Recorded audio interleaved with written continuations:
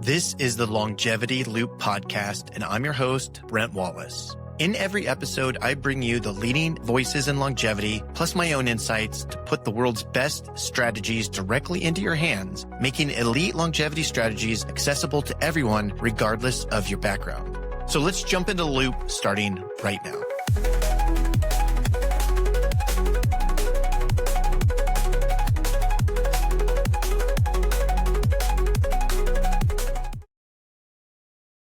All right, everyone. Welcome to the Longevity Loop podcast. Today, I have a very special guest with me, the creator of Ohm Resonance. We'll be talking about that. James is let's call him a burnt out founder and a new dad, which the new dad experience I definitely is something I can relate with, as far as like calming our nervous systems down in there. And so basically James turned this stress into a completely new way to train his nervous system, a system, as we'll get into, using breath and light, just instead of another screen, which is something that I'm always frustrated with so many new apps coming out. It's all about screen time and something I want to move away from. And obviously, James, my guest today, that feels the same thing. So he's the founder of Ohm, and this device is built about resonance breathing, which we'll get into a little bit. And it basically uses that light, sound, and touch to guide you into a really calm, peaceful sense of being, I guess would be the best way to put it, without, putting a screen in your face. So I personally pre-ordered one, and that's what made me reach out to James and his team. And it again, I'm super happy that these products are coming online. Just because I was really frustrated with the previous experience of another company, basically, will say, that used a screen. And I just wasn't happy with the whole thing. So it's just a really cool thing. So if you're listening to this and you're a founder, a parent, or any high performer that lives in a constant state of buzz, which I imagine most of us, especially if you're entrepreneurial minded, you're always going to be in a state of at least mild chaos. We're going to show you a different way that you can relate to your own nervous system today. So that was kind of a long-winded intro. I apologize for that, James, but let's get right into it. James, welcome to the show. I've been really looking forward to talking to you ever since the first email that I sent a few months back. And just for the people just hearing your name for the first time, how do you want to introduce yourself today? As far as, I said the long spiel about the founder and stuff, but how would you say it in your words? Yeah, well, first, thanks for having me on. I love talking about this stuff, and I love meeting people who are interested in it. I would say I studied engineering. I've always been very interested in products and people and why we do certain things and why we don't do certain things, and how to make good products. And started a company out of college with a couple friends, and grew that for 8 or 9 years, and then got this new idea for the product that we're talking about today. But that's kind of my trajectory in a nutshell. During that time, I also had 2 kids, so I just really wanted to figure out a way to just kind of balance everything. That's the only way I can put it. So before you came to this in your previous company, what did your day-to-day look like as far as, it sounded like fully loaded life that you're living, and the burnt out part, but how was that looking like? How was that fulfilling itself in your day-to-day? Yeah, so I was working on new technologies for materials, and specifically within packaging. So around like 2015, 2016, all these new companies start to get started, like HelloFresh, Belay, Brent, Purple Carrot, Sunbasket, these meal kit delivery companies. And their premise was, we can get you food faster and cheaper and more, more choices. We can pre-portion it. And those companies really start taking off. They got, hundreds of millions in venture funding. But they had this big problem of people getting these boxes every week. And they're sending out, hundreds of thousands of boxes every week. And they were using styrofoam. So me and 2 friends, we said, hey, that sounds like a problem that we can tackle. And we came up with a bunch of really cool ways to insulate food without using any plastic. So we'd use things like Nice. fruited vegetable starch. We'd use paper. I probably have some of the pictures behind me. Um, and we created these really cool novel materials, and then the machines to build them too. And I remember we got our first like $15,000 purchase order, and then 100,000. Then we got $1 million purchase order, then a $10 million purchase order. And so, we scaled the company from just 3 people in a garage to 600 employees and manufacturing, and 3 different states. Um, and hundreds of millions in revenue. And I loved it. It was great. Like I love building things and thinking about new ways to do things. Um, but also it kind of just absorbed everything. It was like companies are like a baby. They just have needs, like, and they don't care. Um, so when I kind of started that with a couple friends, I didn't have any other responsibilities. I could just sleep at hotels and work 24/7. And then I married my high school sweetheart, and we had, our first kid and second one, and I started realizing, like, I just can't maintain this level of, like, output. There's gotta be a balance to it, and I don't really have a ton of time to, like, go to a spa or even to have a consistent gym practice. Like, I need something um, and I could go drink the athletic greens and stuff like that, but I wanted something, like, a little bit more meaningful. I have Aura Ring, I'm tracking my sleep, and it's always bad, and, like, so anyway, I went down this Yep. path trying to understand what could you put into someone's life that could really help them, health-wise, physically, but also mentally, just have more capacity for everything on their plate. That's cool. I mean, like, I think a lot of us can relate. I mean, I certainly can relate to that. Like, that's that go, go, go, go. And like realizing at a certain point is like, okay, I can sprint in this, but like when you have a company like, especially like that packaging company that sounds like it was just growing, and yeah, you just hit this moment at a certain point. It's like, okay, like what am I have to sacrifice here? Is it sleep? Is it my nutrition? Is it the gym? It's like, and you can kind of try to do all the things, but then you realize that, you get the stress and everything. So walk me through this, like, I guess an aha moment is all I can say is maybe is like, you realize that this is not sustainable. And Yeah. so what brought you to resonance breathing, and like, how did you fall into that rabbit hole? Cause that's a pretty niche. Yeah, I, very niche. Yeah, extremely. Well, my favorite thing is finding, like, stumbling upon or discovering, like, insights. Like a new thing that's like, oh, I never knew that before, and that's like a really packaged up, clean, tight insight on something. And so a string of those came together for me, and the first one was that wearables. 1 in 5 people have wearables now, and they're getting better and better at tracking. Whether it's pulse wave velocity or even blood pressure or sleep or steps or heart rate characteristics, heart rate variability. Um, and but they don't actually change you. So they are, at best, they can get towards like a diagnostic, but they're not a therapeutic.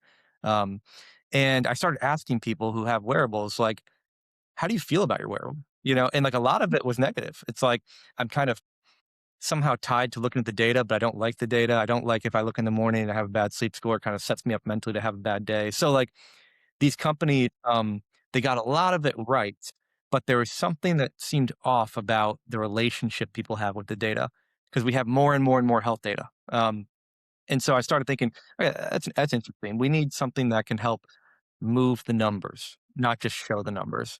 Um, and then the other kind of second insight was like, I've tried, waking up in Headspace and Calm and 10% Happier and Insight Timer, all these meditation apps and mindfulness apps. And I think that there's a lot of value to that. People have been doing that for thousands of years. There's probably a reason evolution has kept that around in terms of a human technology.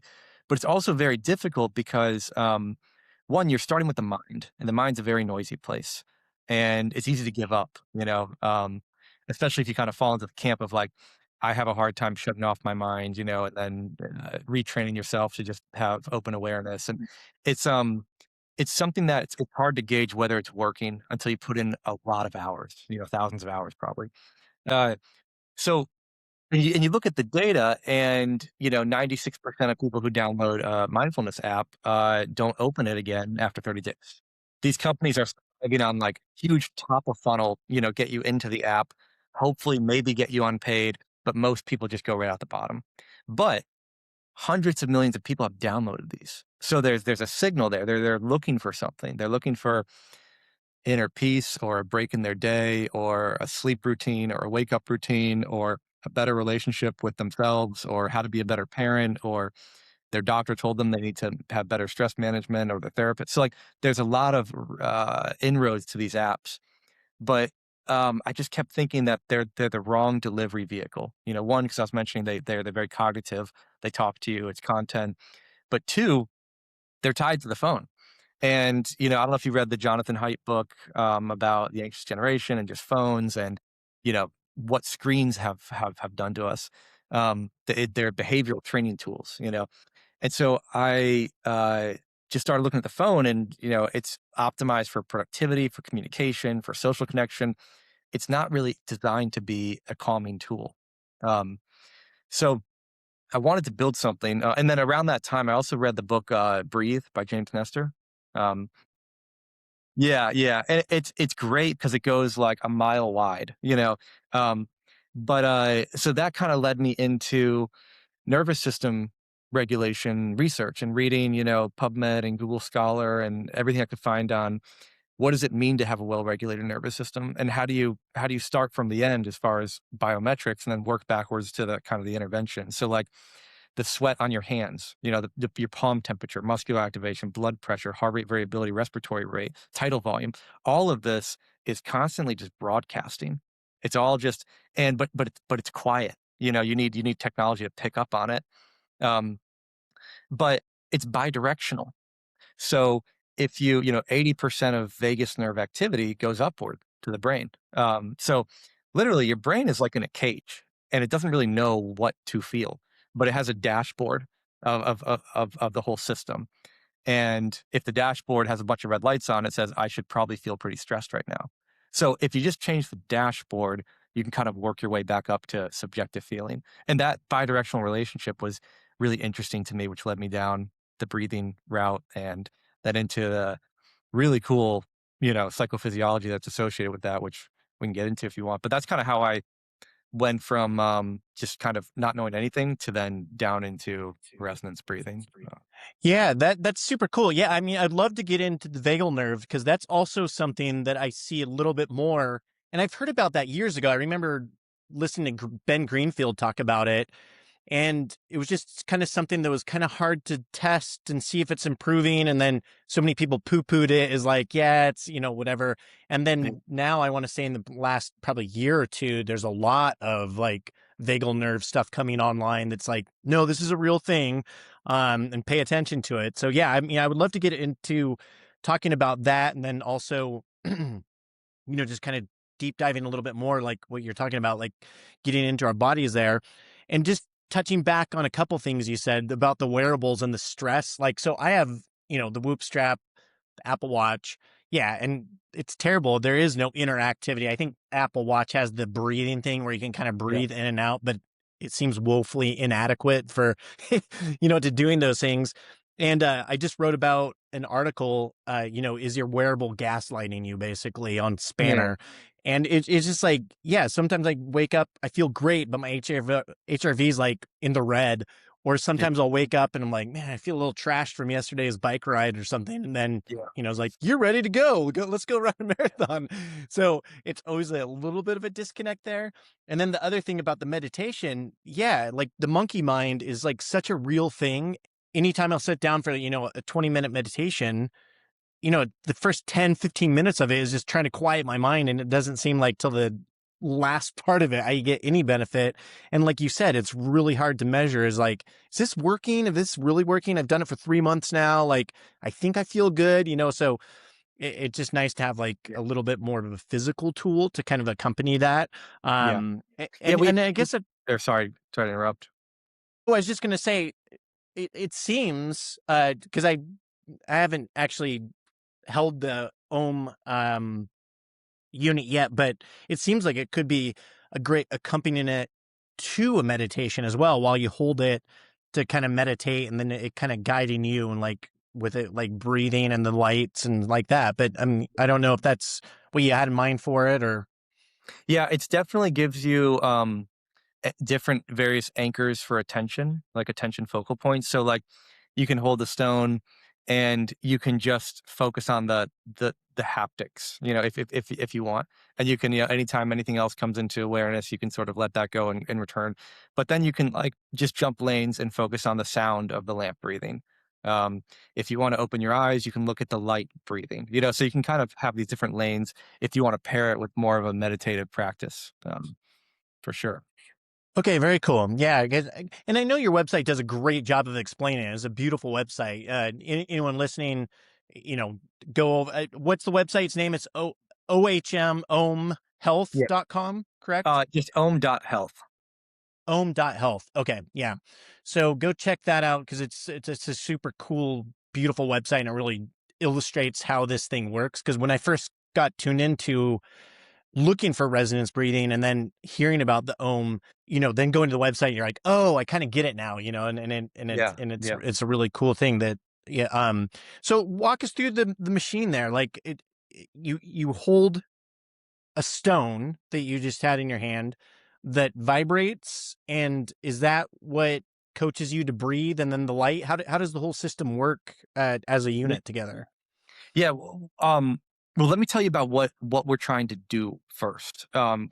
If the unit is successful, what we're trying to do is we're trying to get you, whoever you are, from wherever you might be right now, somewhere between sympathetic and parasympathetic, into a parasympathetic dominant state. So the parasympathetic side of your nervous system is the dominant signal that's coming into your heart. That's you can measure through your respiration, you can measure through hand temperature, skin conductivity, blood pressure, and so we're trying to get you there. And you one way to get there is to put your body in a state that resembles what a very strong parasympathetic reaction would look like. And so what it looks like when you're in this rest and digest dominant mode, um, you have much larger heart rate variability. And again, if you induce larger heart rate variability, then your mind assumes that your body is calm and it will let things relax. It actually, like, there's a lot of research tied to, it's not just calm, it's about safety. It feels safe. Um, and it's an interesting, word, because when we're in traffic, we don't think, "Oh, I'm in danger," but part of us, a little small part, actually has a lot of fear. Um, so there's something interesting I want to actually research more into fear and safety in terms of how those words have evolved. But anyway, we want to put you into a parasympathetic state. So what we want to do is we want to increase your heart rate variability as much as we can, and not just like 20%. We want it to go like 200, 300% higher than it is. Um, Part of what will do that is just relaxing, just sitting still, laying down, taking a nap. But it turns out that we have this weird quirk in our physiology that if we slow down our breathing to certain rhythms, there's a feedback loop that happens in our cardiovascular system. Um, and it's where the idea of resonance comes from. So if you have like someone, any system with a feedback loop has a characteristic of resonance. So a swing, for example, let's say you're pushing your 5-year-old on a swing.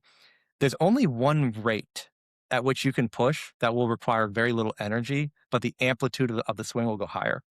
And that is the swing's resonance rate. It's a physical property of that swing. It's related to the length of the chain. Um, and Any other rate at which you try to push, you'll interrupt it. Like it won't work. So you have to, and people do this naturally. They push a swing at its resonance rate. And Our body has a resonance rate for how often it updates our blood pressure. Um, so you have these things in your heart called baroreceptors. They're sensitive to stretch, and they're always trying to regulate your blood pressure to make sure that it doesn't go too high, it doesn't go too low. It's like remarkably um, efficient at stabilizing blood pressure. Now, what happens is if you take a slow, deep breath in, you actually expand all this area in your thoracic cavity, and you create a pressure differential. And you have a bunch of blood that rushes into your lungs and your heart, just because there's more room and it rushes in. When it does that, your heart says, "Hey, blood pressure is higher. I need to react to this." Um, and so it'll change your heart rate to try to lower that blood pressure. When you breathe out, you're contracting that thoracic cavity. Blood's going to the head, it's going everywhere else in the body, and blood pressure is actually falling momentarily, just while you're exhaling. So the heart will also try to respond to that. Now, the really cool part is the heart is not very fast. It responds over about 4 to 7 times a minute is about the fastest it can respond to these things. So when you slow your breathing down to 4 to 7 times a minute, somewhere in that range, then by the time the heart has caught up, it's already gotten the other signal to go. And so it starts going like this and it starts going like this to try to catch up to where it's supposed to be. And what does it mean if your heart rate's going way up and way down? It means there's huge heart rate variability. Um, and the coolest thing is you can see this right away on a graph. It pops out when someone's doing resonance breathing because it's a cardiac signature that you would never see anywhere else. You don't see it when you're sleeping, when you're relaxing, you don't see it when you're meditating, when you're walking. Only this style of slow breathing produces such a distinct rhythm in your heart. Um, yeah. Yeah. So breathing is tied to heart rate and breathing is tied to blood pressure. So when you're in this state of exact resonance, your blood pressure, your heart rate, and your breathing are all moving in the same frequency. Um, and when that happens, your body interprets that as I'm in a very deep state of calm. Um, and it'll, turn on and off the associated other reflexes to mirror that. So your hands will get warmer, blood circulation improves. You actually get a lot more blood flow to the head. Um, and that's why it's been studied for memory and attention. It's linked to sleeping better. It's linked to lower anxiety, lower depression, lower blood pressure. And again, you have to put a lot of input into it. It's not just one time that'll do this. But the other sort of part I'll tie back into vagus nerve there is, so your heart's bumping around, and the heart's really interesting. It's trying to do so many things. It's like trying to play whack a mole, but it's only one muscle. So that's why it looks so irregular. It's because it's trying to, when you breathe in, it's trying to help distribute oxygen. It's trying to manage blood pressure. Um, and so there's actually a bunch of different frequencies imposed on your heart. When you slow it down, all those go away and you have one smooth dominant frequency. And every time your heart goes up, let's say it goes from 55 to 80 on the inhale, because it's big swings like that.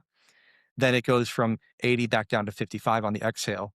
The mechanism that drops it down is your vagus nerve. Your vagus nerve is the brake for your heart. Um, so uh, so hearts are meant to beat at about 100 beats per minute their entire life. So like from the moment you're born to the moment you die, your heart's designed to just go da da da da da da da.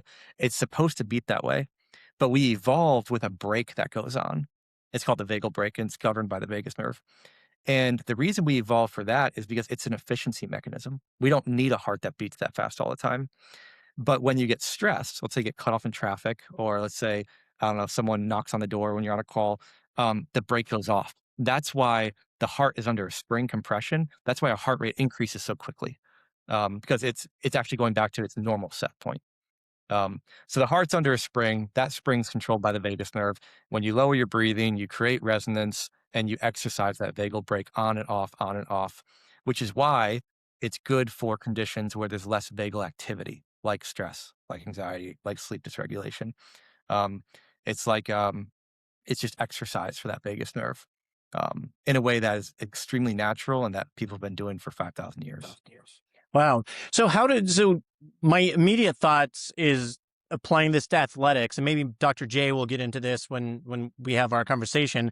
But with this resonance breathing, we're talking about like, kind of calming or whatever, but I'm sure this also affects and helps athletics, right? Because if it sounds like if you get into a stressful situation or you're running in like zone two, whatever, also being able to have this smoother type breathing makes your whole body and system more efficient. That must have an effect, right? Yeah, I mean, this isn't something you'd want to do in competition. Like you want to be stressed. Stress there's so much good value to stress. It helps us react, get things done. The problem is we don't turn it off. We turn it down, but we never really turn it off. One thing in athletics that this has been studied for, and Dr. J could talk way more about this. He's like a leading expert on this stuff, but I know a little bit. is post-workout recovery. So they have, let's say 50 people run on a treadmill to 80% of their max, for 15 minutes. Then they'll have another, group that does the same thing. After both groups get off the treadmill, they'll have one do resonance breathing for 5, 10 minutes, and they'll see heart rate recovery. Whose group gets back to their average heart rate the fastest? And it's the group that does the resonance breathing because they're putting themselves into a state of calm rather than just waiting for their body to naturally return there. They're sort of accelerating that shift. Wow.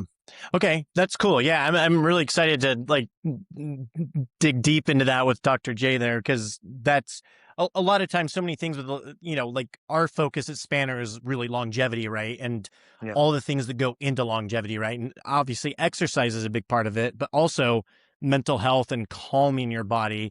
Like you Yeah. said, like lowering that stress response is something that is shown over and over and over to produce huge Yeah. benefits, specifically when it comes to health span, quality of life, and those type of things Yeah. like that.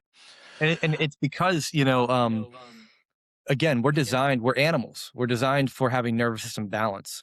Um, but we're so smart and we're just such good tool builders that like we've just created crazy technology that's no longer natural, and then there's a great graph of like human technology from 500,000 years ago to today, and it starts out flat, and it's, fire and the wheel and concrete, and then it's like boom, and so like and then of course at the top is like ChatGPT. Um, but technology can change like that. Our environment can change like that. Our tools can, but we're governed by biology, and it cannot change that fast. So like, there's a great I think it's in the museum in Munich, but there's a great statue that they made of a caveman, like a Neanderthal, but they shaved him and they put him in a suit. And you look at it and you're like, "Oh, he looks like if I saw him on the metro, like, I might not even know that he's 500,000 years old." So, like, we haven't changed that much, and we still have this amygdala and, like, this, kind of fear response, um, but our environment has changed, So, the problem is if we're in these low-level ambient stress states, your body, it shuts off digestion. It shuts off like core recovery processes. It shuts off peripheral blood flow. That's why chronic stress is one of the leading causes of preventable illness. It's because you never get time to recover, and if you do that for decades, you get sick. Yeah, yeah. Like my dog, like, I look at a good example of nervous system like recovery. She just sleeps all day, and then the mailman comes, and she has a stress response and she has cortisol and her heart rate goes up, and but then after that's gone, then she goes back to parasympathetic, and like the she doesn't know that there's a war in Iran, or it's just like, so the problem is we're so smart we can project fear through time and space that it's hard for us to turn off the stress response. Anyway, Yeah, I'm fascinated by all this, but yeah. I remember reading a book. I mean, it's probably been 10 years ago, but the name of the book was "Why Zebras Don't Get Ulcers," and that yeah, was kind of basically what you just described. Is like the zebra just gets chased for the run of its life, by a lion, escapes it, and then just kind of shakes it all yeah, out and yeah. starts Just eating relieve the grass again. trauma. And Yeah, yeah, and if anything like happened to us, we'd probably be like shaking for like hours or even days, and like yeah. We'll be in therapy for a year. Yeah, I know, right? Post traumatic stress syndrome and all of that stuff. So, yeah, I mean, it's just and like you said, everything is changing around us, and we still have the lizard brain that like tells us to like to be fearful and these things, and we really don't have the technology or the inherent systems to kind of like turn that off, just because like you said, like things are evolving way faster than humans are evolving, and so it yeah, just it's something that which brings us to the ohm. So yeah. Mhm. and the other thing I was just like thinking about too, it's like the ritual, like you've designed a ritual object here. It's not just an Yeah, app, it's not just like whatever, but it's like this ritualistic yeah, thing that you've designed. And and what I'm really hoping from it is that it's like I have a morning ritual that I go through all the time, and like adding something like this to it to like because I get up before the sunrise, and it's like having that light glow, and like, it's Yeah. like, I don't know, it just sounds like the ultimate like ritualistic thing to start out your day and really get your day off to a Yeah. good start there. That was Um, so so key. Yeah. so when you're first designing it, like I'm imagining you like prototyped and sketched a bunch of things. What did it initially kind of look and feel like, and what were you trying? I mean, I guess I can extrapolate what you're trying to capture in that first version, but what did the kind of prototyping and versions look like as you came to this final form factor?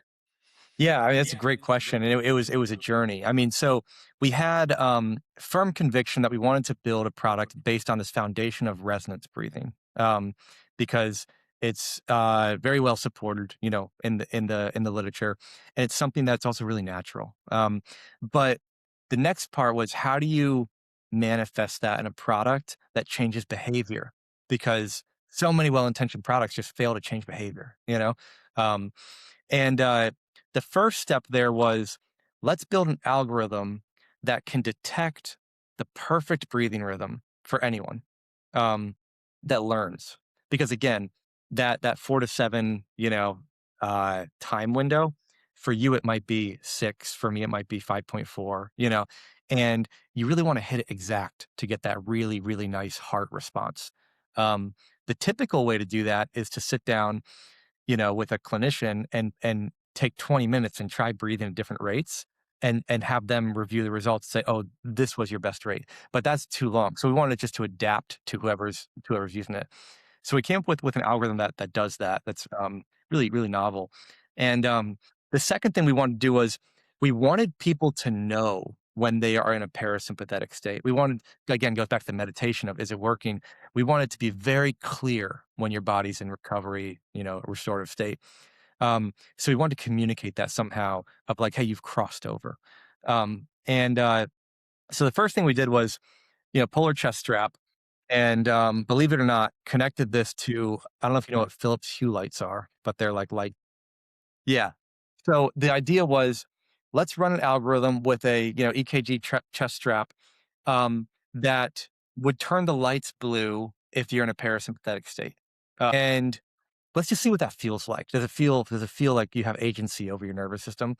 And so it was a really ugly product, but you'd have this poor chest strap on, and you start the, program, and you'd watch a breathing pacer. And as your body calmed down, the lights would then turn blue. And it was like, oh, that feels really cool. It feels like I just did something. Um, and so we said, this thing has to be really special. Let's get rid of the phone, or at least, let's not make the phone mandatory. Um, let's have this be something that lives always on. It's always on. It's always in your environment. It's not something that you put away or runs out of batteries.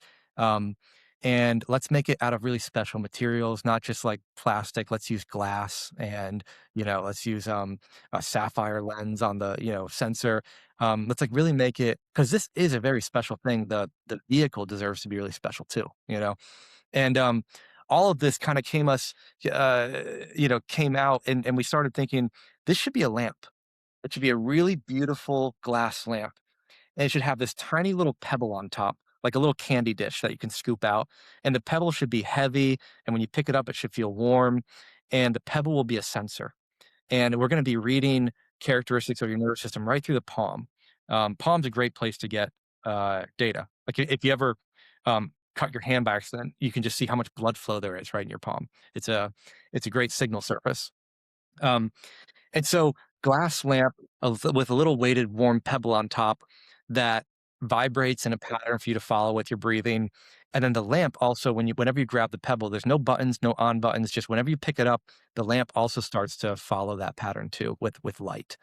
And then inside the lamp, you'll never see it, but there's actually a little speaker in there, and so you can hear it kind of breathing up and down. And then when you enter into that parasympathetic state, then the lamp turns blue, and you get a nice little song. And I actually have one right here if you want to see it. Yeah, yeah. Yeah, I'd love Might to be a see it. little bit Yeah, I long. mean, there's so many times that you see a website and you're like, "Oh man, I really want to Yeah. like check it out." But I mean, even like how you're explaining it, like made out of like the quality materials of glass and the rock, and I actually didn't realize that the rock was warm as well, which is really quite amazing. Yeah, yeah. We're trying to touch on as many senses as we can and skip the cognitive part of us and get right down to the nervous system part. And the nervous system, the language of the nervous system is sensory, you know. Um it's pressure and temperature and vibration and feedback loops and moisture. That's all like at the nervous system layer. So we wanted to have the product do that. And as you can see, we went through lots of different designs on what this thing should look That's super like. cool. And then that's obviously the final output. Yeah, this is it. And when you're not using it, it's also, just a really nice lamp. You can just there's a little stone up here. You can just turn it and just turn the light down. And then if you keep turning it, you get white noise. So it's a nice little bed. No way. Yeah. Well, it's probably filtering it out. I don't know if you can hear that, but I can uh, hear it. Yeah, that's incredible. so even if you're not using it, we want it to just be something that like it's just delightful to have around. And then, like I said, whenever you want to start a breathing session, you just pick this up, and it knows the stone's gone, and I just hold this in my palm, and this is a pattern for me to follow. That's an inhale. This would be an exhale. I can feel the light rhythm also here. So if I want to close my eyes, I know where the light is. I can hear the breathing. And I'm talking right now, so I'm in more of an activated state. But if I were to give this 30 seconds or a minute or so, I could shift over into that calmer state. And it'll tell you when you're approaching that too. It'll get warmer. Um, but I don't know if no, the color temperature of yeah. Hey, let me see. I'll try not to take too long on this, but let me see if just in 10 seconds if I can you see that getting a little more orange? Yeah. So, with practice, you can kinda shift it over easier and see how I just started talking? It shifted me out of that blue. Um, Yeah. and No then way. That's so up cool. top here, you have this light, this halo light, we call it. It's a timer. So every 3 minutes, it'll complete and give you a little chime. Um, Got it. Yeah, and I and can now kind of hear that background, that breathing, kind of like that yeah, kind of yep, sound. yep. And And then so, and put this back, and then it just goes back to being a nice lamp. man, that's so cool that the actual stone in the top is an actual dial. I didn't realize that at all, and I also Yeah. didn't realize that the halo is the actual timer. So, is there a set amount that you breathe in a session, or can you just? I mean, obviously, you just did it in a couple breaths and then did it. But is there like a recommended session length that it has? Yeah, so again, it's we wanna ease people into this, and we know people are busy, they don't have a lot of time, I don't have a lot of time, so we recommend at least 3 minutes, um, and that's enough time that it's not a huge time commitment, usually you have 3 minutes, but it's enough time for you to really shift your body and sort of start to feel that acute change of what it feels like to have a calm body, um, and what we're hoping though is that you can work your way up to like 10 to 15 minutes a day. Um, that's when you start to see not just like those state changes, but you'll see more trait changes over time. And most of the research has been done with that sort of 10 to 15, sometimes even 20 minutes a day for 6 to 8 weeks. Yeah, which sounds great because it's like most of us don't want to become breathwork monks, and so it's Yeah, just like, like, you know, we're like busy. We have lives. Yeah, yeah, like working with what you have, and it's like I think that's part of the thing with even meditation, like we talked about. It seems like I mean, 10 minutes is. I mean, obviously, just closing your eyes just for a minute is a beautiful thing, but to have just those like short bursts throughout the day, just to kind of a little yeah. reset, and obviously everyone has 3 minutes to do there, so that's so amazing, and then that little demo is like so amazing too. So I'm going to get this in the mail. So the first session, I plug it in. I know there isn't a companion app. Um, and is that to like set things up, or like, so I turn it on and then what? I pick up the stone for my first session. How does that work? So, if you want to see the data, and you want a little bit more behavioral tracking, you want to just kind of get under the hood a little bit of what's going on, what we're sensing, then we have this app for you. Um, and you have a little bit of work to do there. You set up the app. It's going to ask you to bridge the lamp to Wi-Fi. That way, it'll be very instant, and you have everything. It's all secured. Um, but like for example, what you're going to see, and again, not many people have ever seen their heart do this, but that's the pattern that your heart goes into when you're in resonance. Um, so see how heart rate's going up and down, up and down. and that's actually phase locked exactly with your blood pressure and your breathing. They're all one curve. Um, and then we'll show you, you know, how long during that session that you were able to hold resonance. We'll show you some things that you've probably never seen around the power output of your heart, both locally. Yeah, yeah. Um, because again, if you think about the resonance system, it's kind of like uh, how much amplitude you can produce with breathing. Um, and then we'll have, you know, just some other kind of basic things like your practice, you know, with the days and stuff like that. We're also open to any suggestions around like how to make the app more engaging. There's a lot we could do, but we don't want to overwhelm you with data. Yeah, I feel like, you just mentioned the Aura Ring, and I had the Aura Ring forever. And when I switched to the Whoop, I was like, oh man, I missed the Aura Ring experience because the dashboard was just so much cleaner and just way easier to interpret the data that I was getting there. Yeah, So yeah, I mean, I think that's part of it, but that screen looks really cool because it sounds like you can do a session and then you can kind of check in with the app later just to yeah, see what was happening yep. on that. Have you seen? I know you have test units out there. Where have people been keeping it in their home so it actually gets used? Is it like in the living room or like in the bedroom, or like where's the data that most people have been that you found that most people have been using it just to get a feel Yeah. for that? This is a question I think about probably every day, and I don't have enough data on it. But we're trying to figure out, is this a bedroom object or is this like a living room or office thing? And what we do know just from like atomic habits and just behavior change in general is it needs to be in your course. You know, like if you have it in the sunroom or something like that where you don't often go there, you really won't use it. Um, so I like the idea of the bedroom, and that's mostly what we're seeing is people putting it there. Um, I have them obviously all over my house. So, but living room is also, you know, you can pair this with watching TV. Like that's the cool part because you're just trying to change the body, you know. Um, so when I think about like what actually leads me to use it more, it's like can I stack it with something else I'm already doing? Um, and you'll start to notice really cool things. Like if you let's say you're watching like a really intense action movie, but you're doing this, like, and let's say you're wearing, like, an Oura ring, it'll actually give you credit for, like, taking a nap because you were so relaxed, even though there was because again, you're just manipulating your body. Um, so bedroom is kinda where we're hoping this lands, but, you know, you could really put it anywhere. We just want you to put it anywhere that's conducive to building a practice. The bedroom's nice, though, because it's we can piggyback off the going to sleep routine, you know, and then the wake up routine. Right now we don't have like an alarm feature on it, but you know, it'd be not too hard to put a nice little sunrise. Um, and then you kind of shut that off by grabbing the stone, doing your morning nervous system regulation. Yeah, that would be really cool, and that would be something that you could push out to just firmware updates. You would actually Yep. have to update the hardware. Yeah. Yeah, I mean, I know I've tried a couple alarm clocks in my past that I looked for that specifically, where it's just like a glow. I know Philips had a version, and then there's another one that, but what I didn't like, I don't need to see what time it is. I know some people will disagree with me, but I don't want any screens or anything. But if there's just something that just mimicked like a sunrise or something, like Yeah. that would be super cool for me. Um, so we talked about kids. Have you tried this with your kids? Have your kids adapted?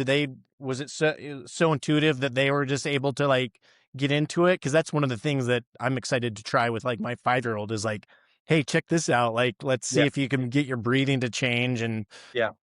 Well, one thing is it's very accessible. You know, like there's no login or numbers or you know buttons, so it's very tactile. Um, my kids they understand what it's for. Um, they're too young to be able to get into that resonance state though, because the way we wrote our algorithm was we were looking for adult ranges of resonance, and it's fascinating because kids are shorter. Goes back to like if you take a swing and you cut the chain in half, it has a higher resonance frequency. So kids actually need to breathe around 9, 10, or 11 breaths per minute to create resonance, cardiovascular resonance. And our algorithm is only searching for like evidence of calm within a different band. Um, but they do like playing with it, and they kind of know what it's for. And I see it as a benefit of like I'm kind of modeling good behavior, you know? Like I'm like hypersensitive now to like my kids seeing me looking at a screen, you know? Because Yeah. like otherwise, they're like, yeah, mom and dad are always just like looking at screens, you know? Um, so I'm excited about kind of making it part of the home, part of like, hey, this is just what mom and dad do. You know, they sometimes they sit down and they just slowly breathing down. And growing up, that was normal. Like I want that to be the future for them. We have noticed that once you get to about like 10, 11, 12, you're able to turn it blue. Um, so I don't know exactly where that cutoff is, but I know, you know, 5 is probably a little bit too young. Yeah, that makes sense because when I do the breathing exercises with my son, we'll try to do like the long breath out, and Yeah. obviously the lung capacity is not there, and the heart capacity and stuff. But like you said, like that's one thing that I try to really demonstrate to my son is, when I do my workout routine in the morning with like if he wakes up and kind of wanders into the room and I'm doing some yoga or kettlebells, I just continue to keep on doing it and let him Yeah. watch because like you said, like those habits hopefully fingers crossed Yeah. ingrained into their head, as far as like waking up, not getting into a screen immediately, like you said, like so many people do. And then just having like this beautiful morning routine that sets you up for, success in that day. Yeah. Um, so when you help people like to see like their early wins, so it's something that sticks. Obviously, you have the form factor here, like the ritualistic part of it, like I said, and people see results pretty fast. It seems like, and so that I think would help them kind of keep on doing it, like you said, because that funnel of like the normal meditation app, like millions Yeah. of people sign up for these things and they just go right back out there. Um, when people are seeing early wins with the Ohm device, um, it seems like it's going to be something that people are looking forward to, because they can feel it immediately. Um, that sounds like, does that sound, or what am I trying to say here? It sounds like that's a true experience, right? With the people that you've had it in their houses so far and using it and like the kind of the follow through. So it doesn't just escape and become another lost item on your phone where it's like, Yeah. so you built this thing of beauty. So like it reminds people to actually use it. Yeah. I'll say 2 things there. One is, we've gotten feedback consistently that, "Hey, this is the most effective tool in terms of, like, this idea of nervous system regulation, of, making calm a daily practice." So that's great. That's awesome that we got that feedback. But also, it's just really hard to get people to do things. So, like, um, so even we've tried to remove all the friction. You know, we've tried to make it sensory. We've gotten we've tried to make it live biofeedback. We've made it so it's always plugged in, so it fits in. But even with all that, I don't yet know if people are going to use it every day. I hope they do. Um, but it's something that uh, you learn to appreciate over time. It's very subtle. It's like, okay, that I didn't feel different after that, but like, okay, just do that for a week though, and then like you'll notice that you actually do look forward to just sitting down and doing it. The problem is it doesn't feel like you're doing anything, you know? Um, so and we're so trained towards urgency, productivity, hustle, that it feels wrong to slow down. So the whole thing we're battling as a company is this idea of urgency and, like, always on. And I hope we have the right tool for it. I think we have a really good tool, but it still is a hard problem. Yeah. I mean, the thing that I can envision, well, I guess I even experienced this because I have a longevity marketing company that I help longevity clinics, like get found online. And that's one of the things is like longevity, even though it's becoming more mainstream, it's still it doesn't really fit into an existing category really for the most part, because like people are like, yeah, I need a doctor and yeah, I need a nutritionist and all these things. And it kind of seems like that's the thing that you're approaching here. It's almost like a longevity type of technology that doesn't really fit into an existing category because it's somewhere between breath work and you Yeah. made this beautiful art object and then it trains your nervous system, to increase your HRV and vagal nerve training, and so that's always a challenge, right? The marketing part, is always really challenging, Yeah. to get people to think about that. But like I said, like how I found you, resonance breathing was that thing that I found, and I started looking into it, and then immediately that's when the Ohm came up for me. Yeah. So that's super super cool. Um, well, James, I know your time's super valuable, and we're approaching about an hour here. Anything else that you'd like to mention or talk about with the company or the future of it? You got any other? Obviously, you're still in pre-launch here, and I think the actual units are shipping in June. Is that correct? August. Okay, August, August. what we're targeting. And I wish that was faster, but we are being very methodical about how we're doing it. We have 3 rounds of tooling built in there. So I would just say for anyone who's pre-ordered, I sincerely appreciate your patience. Yeah, I mean, I feel like I've been part of things before, like the like the Kickstarter type things, and I mean, yours clearly isn't Kickstarter, but it's like that anticipation is so much fun, and then sometimes you forget about it, and then when it comes, you're like, oh man, this is so Yeah, cool. yeah. Like I really do like it's always like a kind of a Christmas moment, and then and like I said, like this is that. Do you have a vision of like future products that you might dive into or different things? Have you had any ideas of like what you might be making even more so in the future after this or as complementary tools? We have a couple ideas. A large portion of our like pre-order, population is like therapists. And so like a tool for not home, but like a wellness center or a therapist office, or even we've had like principals of schools call us and like, hey, is there something we can put into a quiet corner at a middle school, that helps with um so there's different facets of like where nervous system regulation shows up. We sold, units to the special forces and as part of their human performance program. um, but we're trying to be, the company that takes this idea of nervous system care very seriously and builds really good products around that. And where that shows up, we have a couple ideas.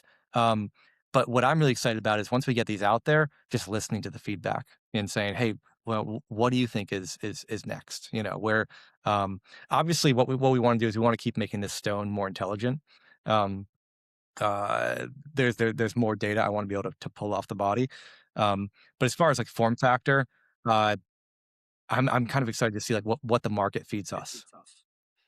Yeah, well, I think there's a lot of room with this approach that you're taking is that the beautiful form factor and then just building intelligent tools into it because at least that's what I see is that there's so many things that are just kind of missing that form factor. Yeah, And really having those tools that you can integrate into your life into like, oh, this is so beautiful and it helps me like perform and like it's a conversation object, it's like yeah, like when we were just talking a minute ago, it's like where in the house do you think it'd say, like I think is like, oh, my son's bedroom would be cool because it's just kind of like this nice glowing light that, yeah. you know, even if it might not work for him, I can do it and then, we can like do that Cool. together or have it on the coffee table or it's just like these different things. So I think there's a lot of room in the market for that form factor and beauty. So I mean, just kudos to you Thank and you. And your team, for making something that's so beautiful. And I'm really excited to check it out.